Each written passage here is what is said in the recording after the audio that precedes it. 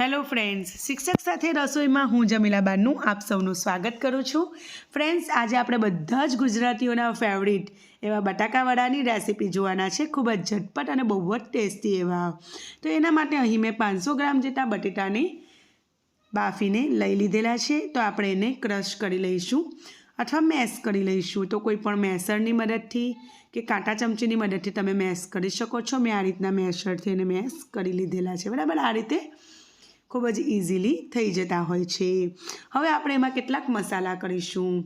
તો મસાલા કરવાની જ ખૂબી છે ફ્રેન્ડ્સ, એનો ટેસ્ટ બહુ જ સરસ આવતો હોય છે, બિલકુલ માર્કેટ સ્ટાઇલ. સ્વાદ પ્રમાણે એમાં આપણે મીઠું એડ કરીશું અને 1 ચમચી જેટલી ખાંડ એડ કરીશું. તો ગળ પણ જરૂરથી એડ કરજો, એમાં બહુ જ સરસ ટેસ્ટ લાગતો હોય છે. સાથે સાથે 1.5 ચમચી જેવો મેં એમાં ગરમ મસાલો એડ કર્યો છે અને 1 ચમચી જેવી લીલા મરચાં તીખાની પેસ્ટ અને આદું અને લસણ એડ કર્યું છે 1 નાની ચમચી જેવું. અને એમાં આપણે લીંબુનો રસ એડ કરીશું. તો 1 લીંબુનો રસ તમે એડ કરી શકો છો. અહીં મારી પાસે આજે અડધું જ લીંબુ અવેલેબલ છે એટલે મેં અડધું લીંબુ એડ કરેલું. તો થોડું વધારે ચટપટું બનાવવા માટે તમે 1 લીંબુના રસ જેટલું એડ કરી શકો છો. હવે આપણે એમાં સ્પેશિયલ વઘાર એડ કરીશું, જેનાથી એનો ટેસ્ટ 100 ગણો વધી જતો હોય છે. તો મેં વઘારિયામાં 1.5 ચમચી જેટલું તેલ લીધેલું છે. તેલ સરસ એવું ગરમ થઈ જાય એટલે આપણે એમાં 1 નાની ચમચી જેટલી રાઈ એડ કરીશું. તો તેલ સારું ગરમ થઈ ગયું છે. મેં એમાં 1 નાની ચમચી જેટલી રાઈ એડ કરી છે. રાઈ સરસ ચટકવા લાગે એટલે ગેસની ફ્લેમ મેં એકદમ સ્લો કરી દીધી છે અને એમાં 1/4 ચમચી જેટલી હિંગ એડ કરીશું.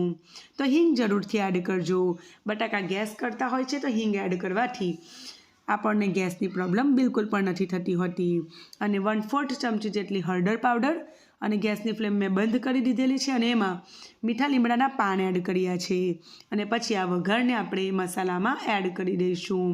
તો આ વઘાર એડ કરવાથી એનો ટેસ્ટ બહુ જ સરસ આવતો હોય છે અને એકદમ સિમ્પલ વઘાર છે. ઘરમાં બધી વસ્તુ અવેલેબલ હોય એ જ આપણે ઉપયોગમાં લીધેલી છે. લાસ્ટમાં મેં એમાં લીલા ધાણાનો પાવડર એડ કર્યો છે. તો ફ્રેન્ડ્સ, તમારી પાસે ફ્રેશ લીલા ધાણા અવેલેબલ હોય તો તમે એ જરૂરથી એડ કરજો. મારી પાસે નહોતા એટલે મેં સ્ટોર કરેલો જે પાવડર છે એ એડ કર્યો છે. અને આ સ્ટોર કરવાની રીત પણ મેં મારી ચેનલ પર બતાવેલી છે. તો તમે એ વિડીયો તમારે જોવું હોય તો હું આઈ બટન પર આપી દઉં છું અને લિંક પણ એની ડિસ્ક્રિપ્શનમાં મૂકી દઉં છું. હવે મેં બધા વડાને આ રીતે વાળી લીધેલા છે હાથમાં તેલ લગાવીને.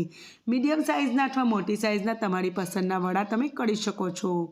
હવે આપણે વડાને તળવા માટે બેટર તૈયાર કરીશું. એના માટે 1.5 કપ જેટલું બેસન મેં ચાળીને લીધેલું છે. એમાં સ્વાદ પ્રમાણે મીઠું એડ કરીશું. સરસ રીતે મિક્સ કરી લઈશું અને થોડું પાણી એડ કરતા જઈને, બહુ જાડું પણ નહીં અને બહુ પતલું પણ નહીં હોય, એ રીતે મીડિયમ એવું આપણે બેટર તૈયાર કરીશું. તો પાણી એકસાથે નહીં એડ કરવાનું, થોડું કઢીને જ એડ કરવાનું. અને હું તમને અત્યારે એની કન્સિસ્ટન્સી બતાવું છું. એ રીતનું આપણે બેટર તૈયાર કરવાનું છે. તો મેં 1 ગ્લાસ ભરીને પાણી લીધેલું છે અને 1.5 કપ જેટલું બેસન ચાળીને લીધેલું છે. તો બેસનને ચાળીને જ ઉપયોગમાં લેજો, જેથી કોઈ લમ્સ ના પડે અને સરસ એવું એડ એમાં ભળાય. તો જુઓ ફ્રેન્ડ્સ, આ રીતે આપણે એક જ ડિરેક્શનમાં એને હલાવતા જઈને આ રીતે થોડું પાણી એડ કરતા જઈને એનું બેટર રેડી કરી દઈશું. તો આ રીતનું રિબન જેવું પડે છે, તમે જોઈ શકો છો. તો ફક્ત થોડુંક મેં એમાં બીજું પાણી એડ કર્યું છે. થોડુંક ઠીક લાગતું હતું એ માટે, અને પરફેક્ટ એની કન્સિસ્ટન્સી થઈ જશે. થોડીવાર માટે મેં 1 મિનિટ જેવું એક જ ડિરેક્શનમાં એને ફેંટી લીધું અને કમ્પ્લીટ એવું આપણું બેટર બનીને તૈયાર છે. અને 1 ગ્લાસમાંથી થોડું એવું પાણી બચી ગયું છે. જો હું તમને બતાવું, આટલું પાણી બચી ગયું છે. તો હવે હું તમને એક ચમચીમાં કોટ કરીને બતાવું છું. જો આ રીતનું આપણું બેટર હોવું જોઈએ. ચમચી કોટ કરે છે તો આપણા વડાને પણ આ રીતે કોટ કરશે. બરાબર, તો આ રીતનું મીડિયમ કન્સિસ્ટન્સીવાળું આપણું બેટર તૈયાર છે. અને ઢાંકીને આપણે થોડીક વાર માટે રેસ્ટ પર રહેવા દઈશું. તમે એને ઇન્સ્ટન્ટ પણ યુઝ કરી શકો છો. હવે બીજી 2-5 મિનિટ મેં તેલ ગરમ કરવા મૂકી દીધું અને ત્યારબાદ મેં બેટરમાં ચપટી જેટલો તમે કહી શકો, મેં એમાં બેકિંગ સોડા એડ કર્યો છે. અને તમારે એ ના નાખવો હોય તો તમે એને સ્કીપ પણ કરી શકો છો. એના ઉપર મેં 2 નાની ચમચી જેટલું ગરમ તેલ એડ કર્યું છે. તો ગરમ તેલ એડ કરવાથી બહુ જ સરસ એવા આપણા વડા બનતા હોય છે. અને બેકિંગ સોડા એડ ના કરો પણ ગરમ તેલ જરૂરથી એડ કરજો. તો એનાથી ટેસ્ટ બહુ જ સરસ આવતો હોય છે અને એક પ્રકારની સાઇન અને સરસ એવું કોટેશન આવતું હોય છે વડાની ઉપર, બરાબર, કોટ થઈ જતું હોય છે. તો જુઓ આ રીતનું આપણું બેટર બનીને બિલકુલ તૈયાર છે. તો ફ્રેન્ડ્સ હવે આપણે જે વડા બનાવીને રાખેલા છે એ ડીપ કરીશું. તો હું તમને બતાવું, તમે હાથથી પણ એને ફ્રાય કરી શકો કોટ કરીને, પણ આ રીતે હું મોટાભાગે ચમચીથી જ એડ કરતી હોઉં છું. તમને જે રીતે ફાવે એ રીતે તમે એડ કરી શકો. તો આ રીતે ચમચીથી એના ઉપર બેટર લઈ અને ગરમા ગરમ તેલમાં આપણે એને ફ્રાય કરીશું. તો તેલ સરસ મેં એક વખત ગરમ કરી દીધું અને પછી ગેસની આંચ મેં મીડિયમ કરી દીધેલી છે અને 1 બાય 1 આપણે વડાને એડ કરતા જઈશું અને આપણે એને તરત જ નહીં પલટાવીએ, એને 1-8 મિનિટ જેવું રહેવા દઈશું અને પછી એની સાઈડેથી આપણે થોડુંક તેલ એની ઉપર કરીશું અને પછી આપણે એને પલટાવીશું. તો ફ્રેન્ડ્સ, મીડિયમ ફ્લેમ પર જો આ રીતે હું તમને બતાવું છું એ રીતે સાઈડેથી થોડું મેં તેલ એડ કર્યું અને પછી આપણે એને આ રીતે પલટાવી લઈશું. તો એકદમ સરસ, બિલકુલ બજાર જેવા અને સ્વાદમાં તો બજારથી પણ સરસ એવા આ બટાટા વડા તૈયાર થાય છે.